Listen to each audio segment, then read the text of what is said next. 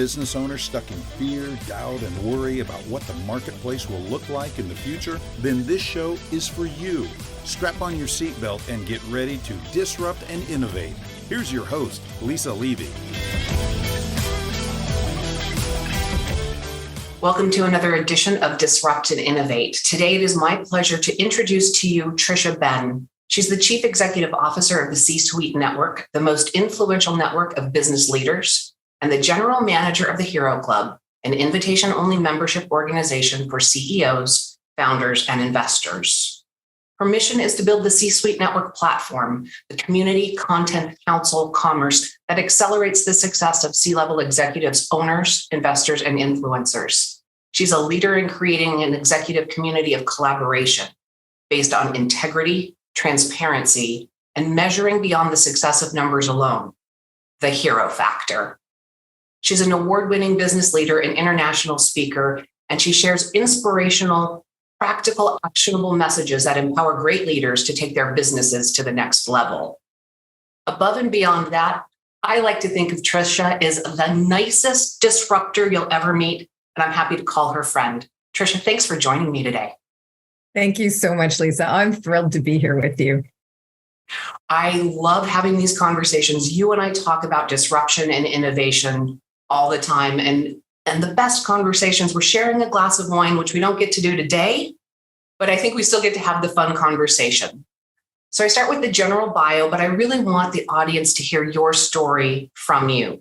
Will you take us through your journey and how you became such a disruptive influence?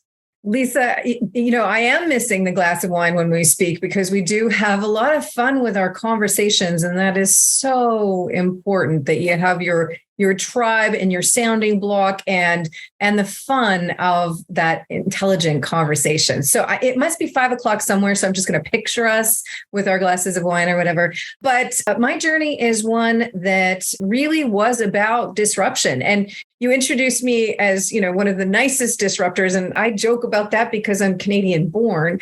And I'm fortunate to have two citizenships with Canada and the US. And of course, and have all kinds of leaders all around the world that I get to interact with and see succeed. So my disruption journey, it really is one where I didn't realize I was being disruptive in many ways, but you look back and it's like, oh, that was incredibly disruptive. And so there are a number of real poignant examples where I just understood that was the environment and I understood what the rules were and I was going to see success. So, when I started out in my career, I did statistical analytics and data programming. Most people don't know that. That very quickly led to a new role as a public affairs consultant and market researcher. And so there I had just tremendous experience, but also very much a public affairs consulting burn and churn kind of model. You bring people in, you use them, you move them out. You keep going.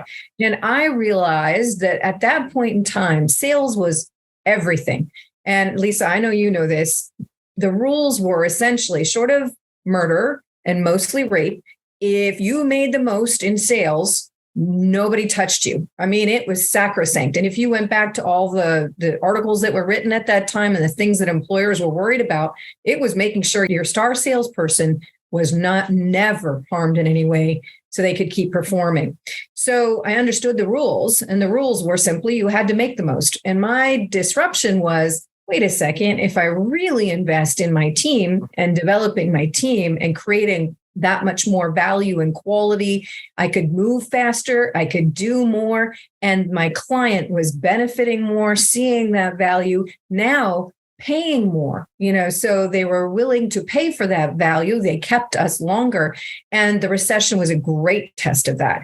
We actually extended and grew through the recession because we had those trusted relationships where we were a go-to for solving problems for our clients, and the practice I built in Rogers Communications up in Canada. So those moments of disruption are, I think, things where really at the end of the day, and you and I are pretty feisty, it's when you know something is the right thing to do, but there's a challenge and you have to have courage and fortitude to see it forward. And I think, so we all face the opportunity for disruption.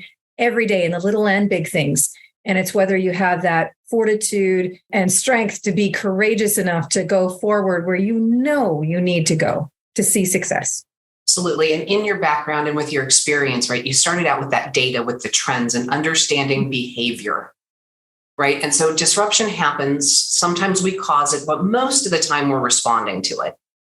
But in those times when we cause it, if we're innovative, we can use it as a strategic advantage. Tell us about how you took and navigated the pandemic with your team at the C-Suite Network and the community you've built.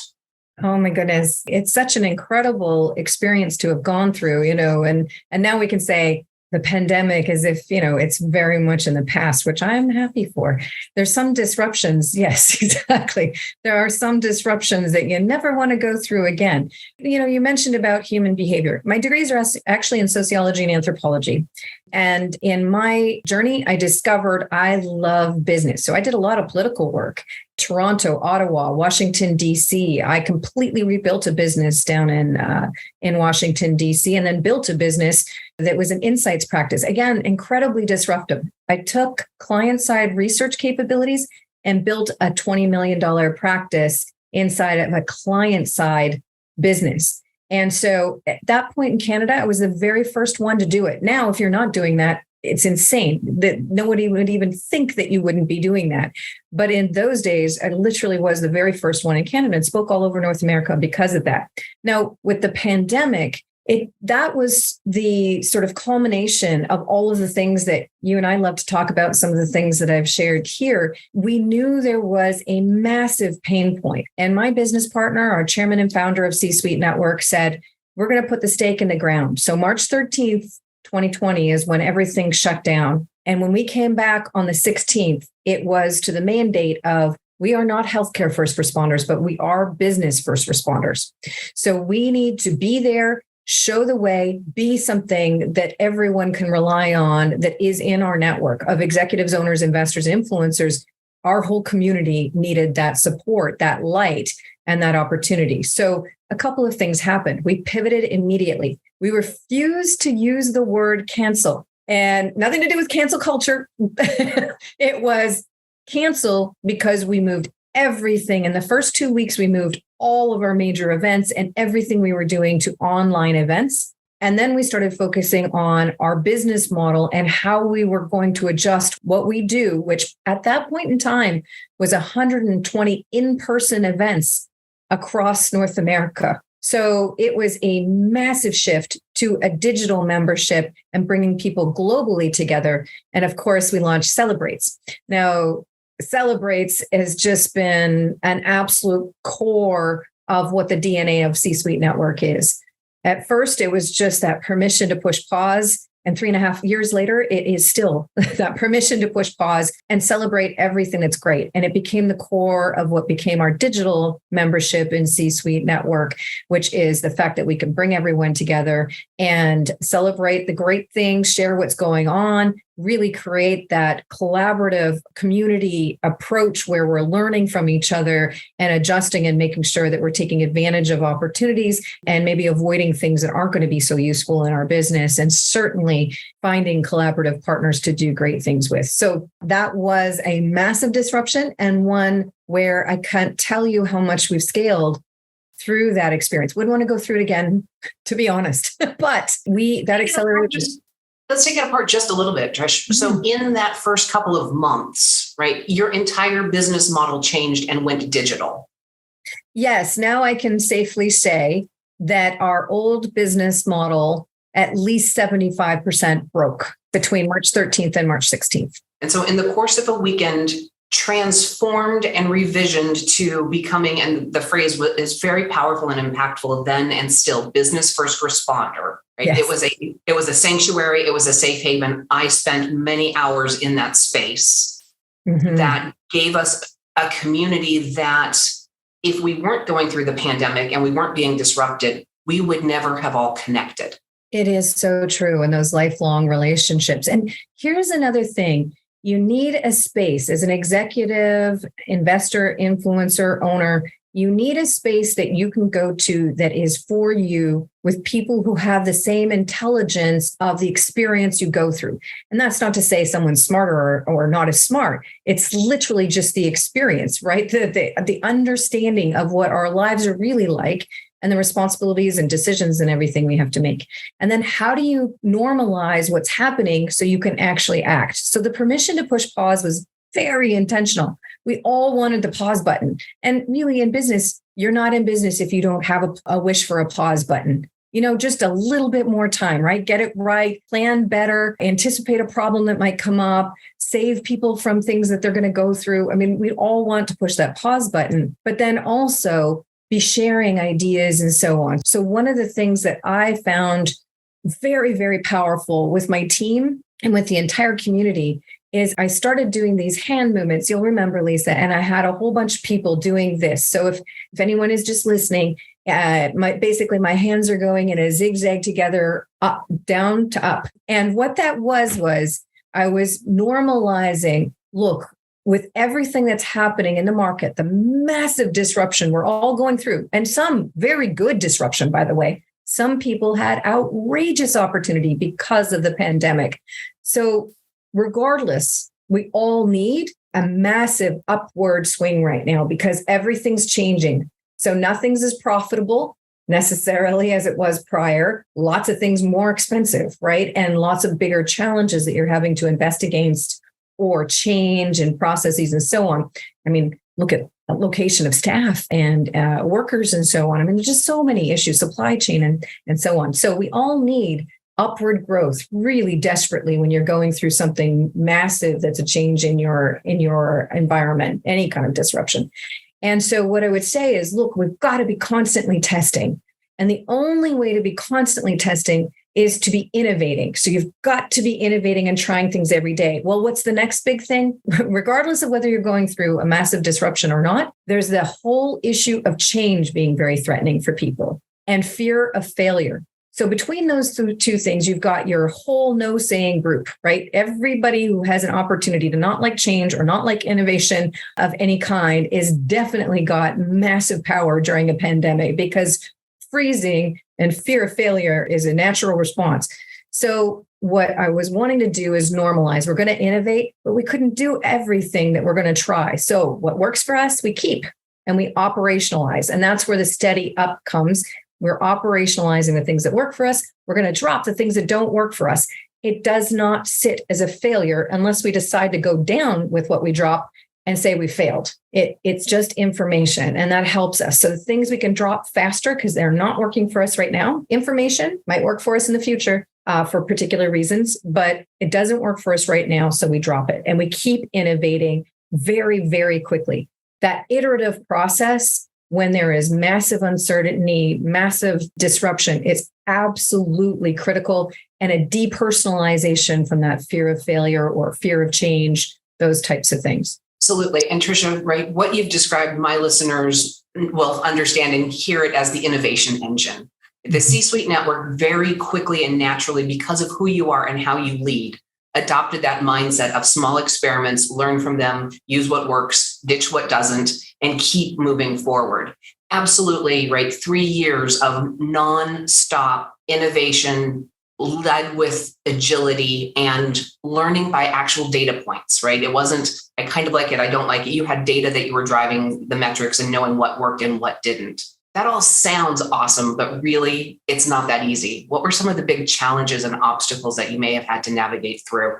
There are so many challenges. Anybody who's being authentic and real about sitting in the CEO role or a senior executive, anything from a small to enterprise-sized organization, there are absolutely challenges every step of the way. So anyone who acts like it's just a simple 1, 2, 3, it doesn't exist. And so it's just a constant steadiness of this is our mission. So very critical to align everyone around the mission and that you understand there are going to be pain points, and normalizing, again, that information is just information. It's data. It's not a sign of failure or, brilliance in terms of performance. It's literally just information that we're moving forward on.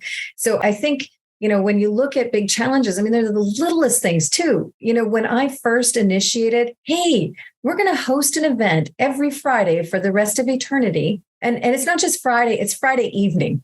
And so I would, in addition to all the stress you have from the pandemic, transitioning our entire business model, I would like to take up your Friday evening with my new event called C-Suite Celebrates. That wasn't necessarily a massively positive message to convey right at the heart of those first couple of weeks of the pandemic. Having said that, you have your early adopters on your team that will say, listen, I think you're crazy, but I'm with you. I will make it happen one way or another. And that's what I had. One of the team, Rebecca Garnes, I will never forget this because she said, okay, I'm in, I'll help. And I don't know, there's some kind of theme with the glass of wine late at night, but I mean, we were in the pandemic trying to figure out how do we make this work. We came up with that permission to push pause and celebrate in C-suite. And she was steadfast with me on, we're going to make this happen. Kara came on, the producer of Celebrates, and my new podcast and TV show, C-Suite Celebrates with Tricia Benn. And we've kept that going all this time. It's almost 3.5 years, Lisa. I mean, it's just so hard to imagine, but it became that place where everyone knows it's happening. So if you have a half an hour and you can jump in, or I have, the rabble rousers, as you well know, Lisa, are there sometimes 2.5 hours because, this is the other thing. It's the human connection. It's being real. And so every Friday that I possibly can, I stay on until everyone is heard, no matter what our title is, no matter how much we make, how much success we see, how much people love us. Having that space where we can be held and listened to and understood and know that it matters is absolutely critical. And people act like in business, that's not needed. It is absolutely needed, and not in some kind of let's hold hands and sing Kumbaya, but let's have intelligent fun, knowing those weights and responsibilities that we all carry. And there's just something so powerful about that. And those are the intangibles that really move people and move mountains, as we all know. In some of these stories that you just shared, I want to pull a couple of threads together. So you are a disruptive personality. We could talk about behavioral profiles and pick whichever one you want, but a small percentage of people are always going to be those who are more willing to assume risk, who are going to take chances, who are going to dare to dream as big as they possibly can. Tricia, you're one of those people. There's another 5% at the very tail end in the exact opposition who fear change, in any way, shape, or form. They wear their same white shirt and black pants every day, 5 days a week, and they don't change it. If it ain't broke, don't fix it. Everybody else is somewhere in the middle on that spectrum. Mm-hmm. And with C-Suite Celebrates, with the C-Suite Network, your team, right? You've taken everybody on a 3.5-year journey that's creating new ways of conducting business, that's creating in your space. Content is king. We talk about it all the time. And you are innovating on top of your innovation. So you talked about C-Suite Celebrates as that place where we all could come together, pause, not stop. But you also threw in there how you're repurposing that into a podcast. So talk to me a little bit about how you've layered on that next level of innovation. Thank you, Lisa. There's something about taking your own medicine. And when you are the CEO of C-Suite Network, the tendrils of everything we have in our entire executive ecosystem is more than any human being could ever possibly do, because it's a place where you can come in as an executive owner, investor, and influencer and get everything that you need faster to succeed faster. That's our brand promise. So it's impossible. You can't do everything. Having said that, as you alluded to, content is king, and we have to ensure, or queen, or whatever way you want to put it. I'm totally equal opportunity when it comes to that. But the point is, you want to take any content, any time you're dedicating to creating meaningful connection, and that's everything from social all the way through to hosting events and so on. And you want to repurpose that content as much as humanly possible. You also want to use your content to elevate those you serve, the community you serve. So for me, on Friday evening, Celebrates has become an opportunity for me as the CEO to introduce people that are operating in the C-suite platform that I get to meet and work with that not everyone does because they're operating in different communities or we have different partnerships and so on where they're not part of other communities. So I get to surprise and delight. I love that. And I know great business is being done, great connections are being made with really incredible executives, CEOs, founders who've had incredible success, rock stars and, artists and people who've had tremendous success in those fields, who are business leaders, by the way. That's another whole thing in C-suite. We respect people, whatever their skill set or the business leader they are in what they're trying to accomplish. So when it comes to that repurposing of content, I want to make the little interview that I'm doing about success. Now, that's a whole other topic and why success is so important to me. But I want that to be meaningful for the community I serve in all of the C-suite platform. I also want that to be useful for everyone in C-suite and the guests that we have to communicate out that they have C-suite success. And then the real conversation of success, that's a whole other topic that's very near and dear to my heart. But it's about taking our own medicine and certainly demonstrating that and then having that be a useful tool for everyone in the community. Right. As we advise, as we coach, as we counsel, we need to also do and show and demonstrate our capabilities in that space. And it's a really lovely way that you've done that and taken and amplified what you have built over 3.5 years to now take it out to an audience that can access it day to day, hour by hour, and consume it on their own terms in their own way. I'm a raving fan of yours, so that's awesome. With everything that you've navigated, and we kind of are at this point where I know that you've taken a little bit of a breath because there's a lot that you've accomplished in the last 3.5 years. Future looking, what's that horizon look like for you? Oh my goodness. Well, you mentioned I'm in that little percentage at this end of this spectrum. And then there's the percentage at the other end of the spectrum. And we are right now managing and negotiating the journey of our tech stack. And this is absolutely critical decision-making and very exciting. So there's a part of me, obviously, being here, and especially as I see where the trends are going and what I want to be able to deliver for the entire community that we serve. I am very apt to say, throw out the old, let's go with the new. Now, that causes real stress.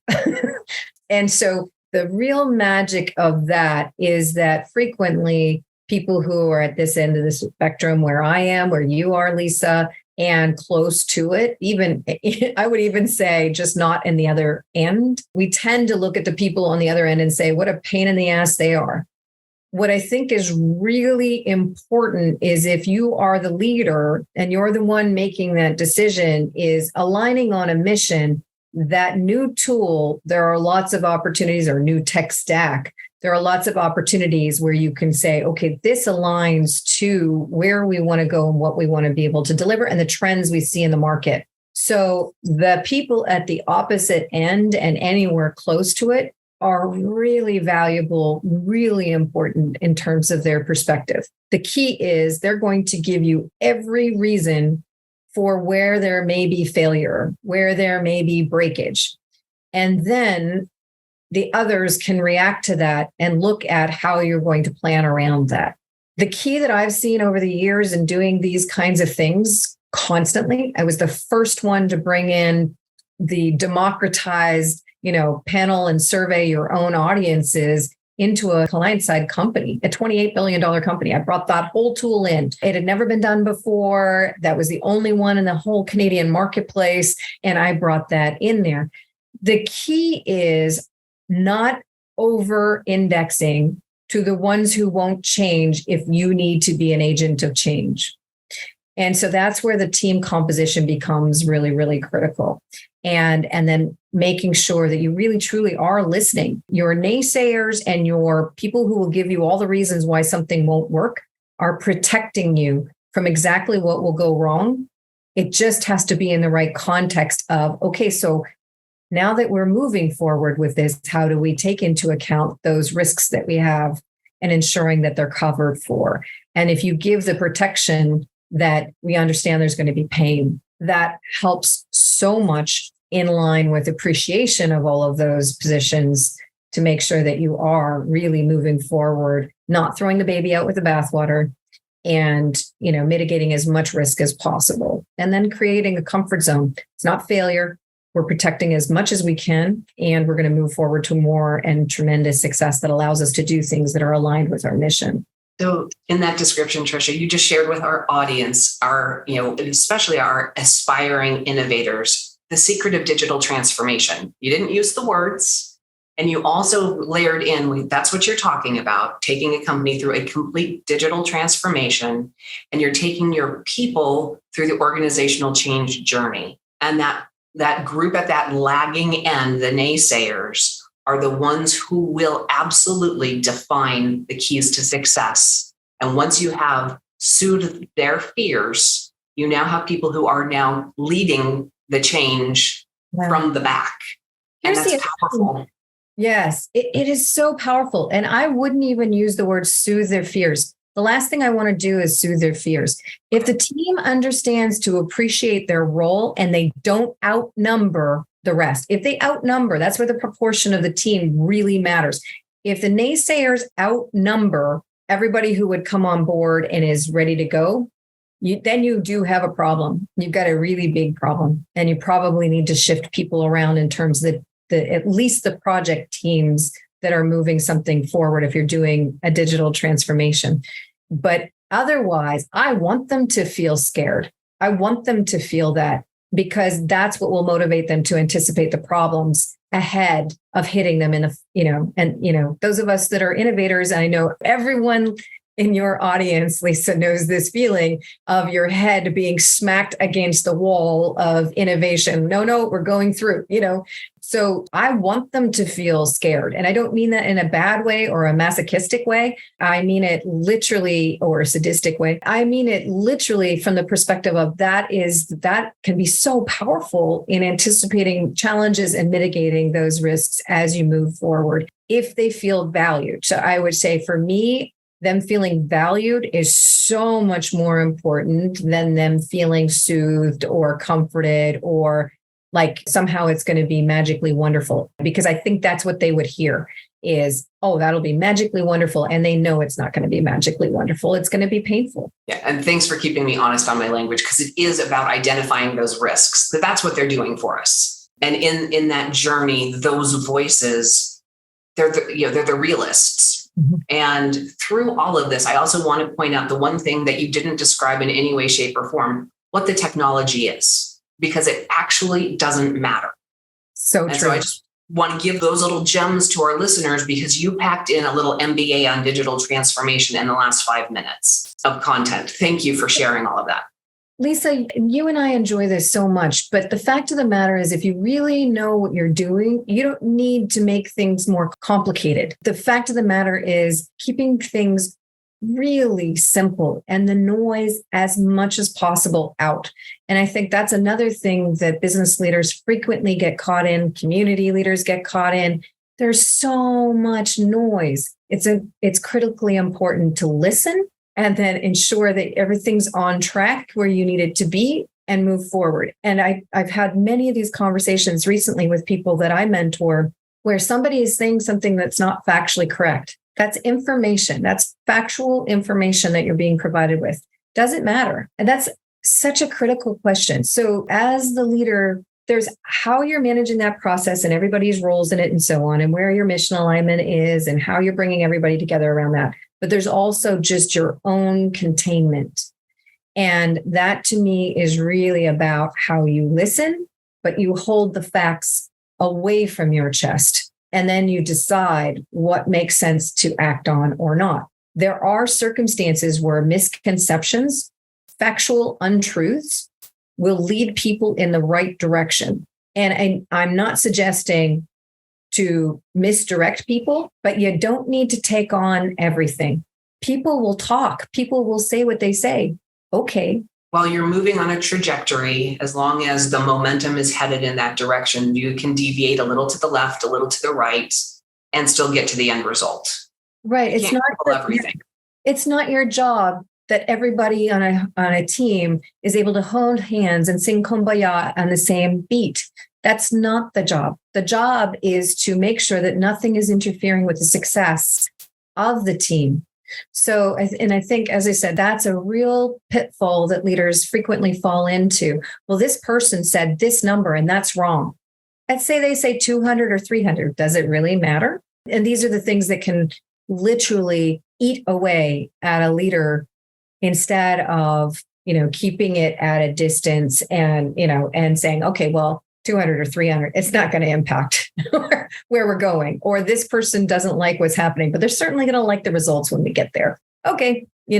So I think that's something that's just really critical to managing change and the pain for people in going through that process. Don't personalize it as much as you possibly can. And I think in that, one way I would read that back is we have to provide some guardrails to play within and move within, but we can't control every step every person takes. But if we've given them the good safety zones, we'll get there, and they will get there and follow, as long as they are committed and understand what's in it for them at the end. Right. Of the journey.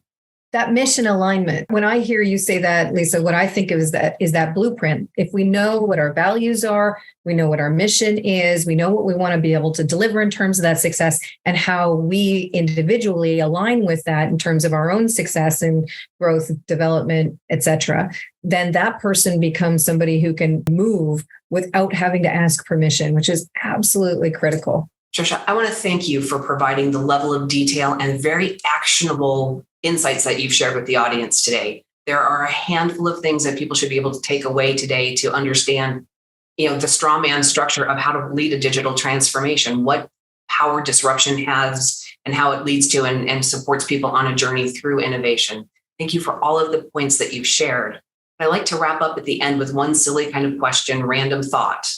What's one tech gadget that you can't live without? So I'm going to cheat on this. I absolutely cannot live without my phone. That is just, I literally survive on my phone and I'm on the road. Yeah. Great deal. And well over 40 weeks a year, I'm on the road for at least some part of the year.